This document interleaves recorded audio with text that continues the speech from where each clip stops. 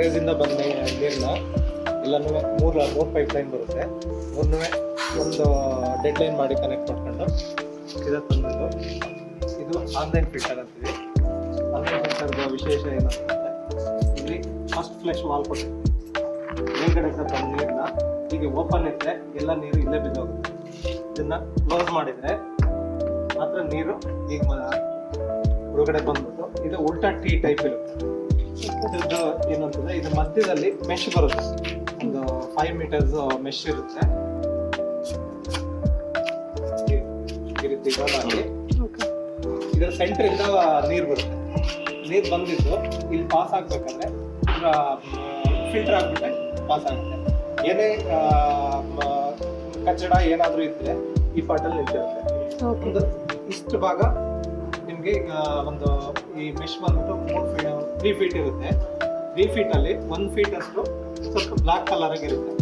ಮೇಲ್ಗಡೆ ಡಸ್ಟ್ ಏನಾದ್ರು ಬಂದಿರುತ್ತೆ ಅದನ್ನ ತೆಗೆದ್ಬಿಟ್ಟು ವಾಶ್ ಮಾಡಿ ಮತ್ತೆ ಹಾಕ್ಬೋದು. ಈ ಮೆಶ್ ಕನಿಷ್ಠ ಅಂತಂದ್ರೆ ಒಂದು 4 ರಿಂದ 5 ವರ್ಷ ಬರುತ್ತೆ. ಫಿಲ್ಟರ್ ಆಗಿದ್ದು ನೀರು ಅಂದ್ರೆ ಇದರಲ್ಲಿ ನಿಮಗೆ ಒಂದು 60 to 70% ಫಿಲ್ಟರ್ ಆಗುತ್ತೆ ಅಷ್ಟೇ. ಇನ್ನು ಚಿಕ್ಕ ಚಿಕ್ಕ ಧೂಳು ಸೆಡಿಮೆಂಟ್ಸ್ ಹೋಗುತ್ತೆ. ಇದು ನಿಮಗೆ ಸ್ಯಾಂಡ್ ಫಿಲ್ಟರ್. ಸ್ಯಾಂಡ್ ಫಿಲ್ಟರ್ ಅಲ್ಲಿ ಏನ್ ಮಾಡ್ತೀವಿ ಅಂತಂದ್ರೆ ಕೆಳಗಡೆ ದಪ್ಪ ಕಲ್ಲಿರುತ್ತೆ. ಅದ್ರ ಮೇಲ್ಗಡೆ 20 mm ಜಲ್ಲಿ ಇರುತ್ತೆ. ಅದ್ರ ಮೇಲ್ಗಡೆಗೆ ನಿಮಗೆ ಕಾರ್ಬನ್ ಚಾರ್ಕೋಲ್ ಹಾಕ್ತೀವಿ. ಚಾರ್ಕೋಲ್ ಈ ಟೈಪ್ ಇರುತ್ತೆ. ಇದ್ರ ನಂತರ ಸ್ಯಾಂಡ್ ಹಾಕ್ತೀವಿ. ಫೈನ್ ಸ್ಯಾಂಡ್ ಅಂತ ಹೇಳ್ತೀವಿ. ಅದು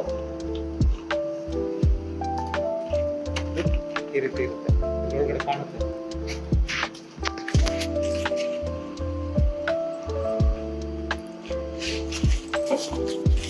ಸಿಚುವೇಶನ್ ಮೇಲೆ ಹಾಕ್ಬೇಕಂದ್ರೆ ಸ್ಟೆಪ್ ಬೈ ಸ್ಟೆಪ್ ನಾವು ಮೆಶ್ ಹಾಕಿರ್ತೀವಿ. ಏನೇ ಕಸ ಇದ್ರು ಮೇಲ್ಗಡೆ ನಿಲ್ಲುತ್ತೆ. ಇನ್ನು ಉಳಿದಿದ್ದೆಲ್ಲ ಪ್ಯೂರ್ ವಾಟರ್. ನಿಮಗೆ ಅಕ್ವಾಗಾರ್ಡಲ್ಲಿ ಏನು ಪ್ಯೂರ್ ವಾಟರ್ ಬರುತ್ತೋ ಆ ಥರ ಇರುತ್ತೆ. ಅದನ್ನ ನಾವು ಇದು ಕೆಳಗಡೆ ಭಾಗ ಇರೋದು ಬೋರ್ವೆಲ್ ರೀಚಾರ್ಜಿಗೆ ಹೋಗುತ್ತೆ. ಡೈರೆಕ್ಟ್ ಬೋರ್ವೆಲ್ಗೆ ಕೊಡ್ಕೋಬೋದು. ಯಾಕೆಂತಂದ್ರೆ ಇಲ್ಲೇ ಫಿಲ್ಟರ್ ಆಗೋದ್ರಿಂದ ಬೋರ್ವೆಲ್ಗೆ ಡೈರೆಕ್ಟ್ ಹೋಗುತ್ತೆ. ಇದು ಬಂದ್ಬಿಟ್ಟು ನಿಮಗೆ ಸಂಪಿಗೆ. ಇಲ್ಲಿ 2 ಸಂಪ್ಗಳಿಗೆ ಕನೆಕ್ಷನ್ ಕೊಡೋದಕ್ಕೆ ನಾವು 4 inches ಪೈಪ್ ಹಾಕ್ಬಿಟ್ಟು ಕನೆಕ್ಷನ್ ಕೊಟ್ಟಿದ್ದೀವಿ. ಇದರಲ್ಲಿ ತೀರಾ ಜಾಸ್ತಿ ಮಳೆ ಬಂತು ಅಂತಂದ್ರೆ ಮತ್ತೆ ಇದು ಓವರ್ಫ್ಲೋ ಆಗುತ್ತೆ. ಅದಕ್ಕೋಸ್ಕರ ಆಪ್ಷನ್ ಇರುತ್ತೆ. ಯಾಕೆಂದ್ರೆ ಇಲ್ಲೆಲ್ಲ ಬಿದ್ದು ಗಲೀಜಾಗೋದು ಒಂದ್ ಸೈಡ್ ಇರಲಿ ಅಂತ ಓವರ್ಫ್ಲೋ ಕೊಟ್ಟಿರ್ತೀವಿ. ಇನ್ನು ಉಳಿದಂತೆ ಇದು ಕ್ಲೋಸ್ ಆಗಿರುತ್ತೆ. ಇದನ್ನ ಕನಿಷ್ಠ ಅಂದ್ರೆ 2 ರಿಂದ 3 ವರ್ಷಕ್ಕೆ ಒಂದ್ಸರಿ ಕ್ಲೀನ್ ಮಾಡೋದು ಒಳ್ಳೆಯದು. ಯಾಕಂದ್ರೆ ಈಗ ನಾವು ಆನ್ಲೈನ್ ಫಿಲ್ಟರ್ ಕೊಟ್ಟಿರೋದ್ರಿಂದ ಇದು ಇಲ್ಲ ಅಂತ ಅಂದ್ರೆ ಇಯರ್ಲಿ 1 time ಕ್ಲೀನ್ ಮಾಡ್ಕೊಬೇಕಾಗುತ್ತೆ. ಅದು ಕ್ಲೀನ್ ಮಾಡೋದಂತಂದ್ರೆ ಸ್ಯಾಂಡ್ ಪ್ಲಸ್ ಚಾರ್ಕೋಲ್ನ 2 ರಿಮೂವ್ ಮಾಡ್ಕೊಂಡು ಹಾಕೊಂಡ್ರೆ ಸರಿ. ಇಲ್ಲಿ ನೀವು ಅದೆಲ್ಲ ಕಲೆಕ್ಟ್ ಆಗುತ್ತೆ ಅಂತ ಹೇಳಿದ್ರಲ್ಲ ಪಾರ್ಟಿಕಲ್ಸ್. ಸೊ ಇದು ಹೆಂಗೆ ರಿಮೂವ್ ಮಾಡೋದು? ಇದನ್ನ ಓಪನ್ ಮಾಡಿ ಓಕೆ. ಅದೆಷ್ಟು ಗಮ್ ಹಾಕಿರೋದಿಲ್ಲ. ಇದಕ್ಕೆ ಬೇಕಾದ್ರೆ ಕೈ ಹಾಕ್ಬಿಟ್ಟು ಅಥವಾ ಇಲ್ಲಿ ಪೈಪ್ ಹಾಕಿ ನೀರು ಬಿಟ್ಬಿಟ್ಟು ಕ್ಲೀನ್ ಮಾಡ್ಕೊಂಡು. ಅದು ಎಷ್ಟು ತಿಂಗಳಿಗೆ ಒಂದ್ಸಲ ಆ ತರ ನಾವು ಇದನ್ನ ಓಪನ್ ಮಾಡಿದಾಗ ತೀರಾ ಗಲೀಜ್ ಇತ್ತು ಅಂತ ಗೊತ್ತಾದ್ರೆ ನಾವು ಇದನ್ನ ಕ್ಲೀನ್ ಮಾಡ್ತೀವಿ. ಅದೆಷ್ಟು ನಮ್ಗೆ ಹೆಂಗ್ ಗೊತ್ತಾಗುತ್ತೆ? 3 months ಒಂದ್ಸಲ ತೆಗಿಬೇಕು. ಬಕೆಟ್ ಇಟ್ಕೊಂಡ್ರೆ ಗೊತ್ತಾಗುತ್ತೆ ಎಷ್ಟು ಗಲೀಜ್ ಇದೆ.